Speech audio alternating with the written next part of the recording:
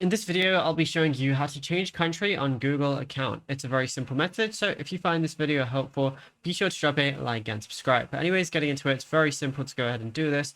And you can do it on anything you're using Google on, whether you're on an iPhone, Android, Samsung, or anything like that, or on a desktop PC as well. So let's say you want to change your country just because you maybe moved to a different location or anything like that. So what you want to do is firstly open up your browser of choice. We're going to be using Google Chrome for this, and then go over to google.com. Then on the top right, make sure you're signed into your right profile. Click on it, and then you're going to see manage your Google account as one of the options. You're going to then be brought over to myaccount.google.com. Go ahead to personal info, and then go ahead and click on it. Now, once you click on it, you're going to see a lot of options, but when you scroll down, you're going to see home address as one of the options.